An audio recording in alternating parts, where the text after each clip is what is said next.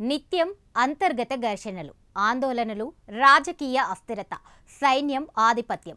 ప్రస్తుతం ఇది దాయాది పాక్ పరిస్థితి. దీంతో ఆ దేశం తీవ్ర ఆర్థిక సంక్షోభంలో కొట్టుమిట్టాడుతోంది.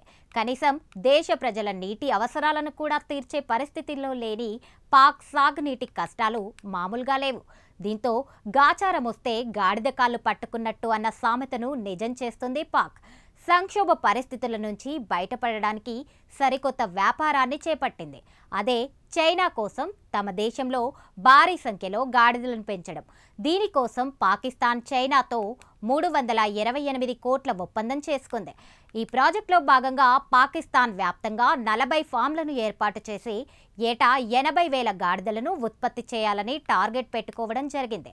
ఇక ఇలా ఉంటే మాంసం ఎముకల కోసం నెలకు 10,000 గాడిదలను చైనాకు ఎగుమతి చేయాలని పాక్ లక్ష్యంగా పెట్టుకుంది. అయితే ఆర్థికంగా పాక్ పరిస్థితి చాలా దారుణంగా ఉంది. ఇక అతివృష్టి, అనావృష్టి కారణంగా వ్యవసాయం సాగడం లేదు. పైగా ఉగ్రవాదులను పెంచి పోషిస్తుండటంతో బాంబులు, దాడులతో నిత్యం పాకిస్తాన్లో అశాంతి నెలకొంది. ఈ క్రమంలోనే విదేశాలతో వ్యాపారం లేక విదేశీ మారక నిల్వలు పూర్తిగా అడుగంటిపోయాయి.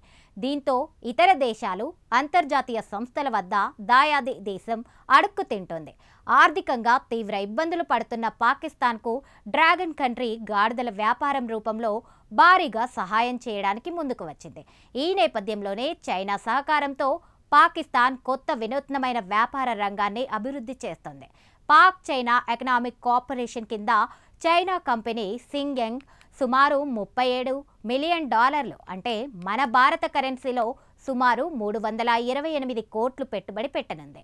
ఇందులో భాగంగానే పాకిస్తాన్లో గాడిదల పెంపకాన్ని భారీగా పెంచేందుకు ఒక ప్రత్యేక ప్రాజెక్ట్ని స్పీడప్ చేసింది. ఈ ప్రాజెక్టులో భాగంగా దేశవ్యాప్తంగా 40 అత్యాధునిక గాడిదల ఫామ్లను ఏర్పాటు చేయనున్నారు.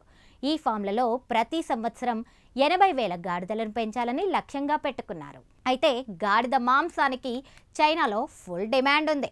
మరీ ముఖ్యంగా గాడిదల ఎముకలకు చైనాలో చాలా గిరాకీ ఉంది.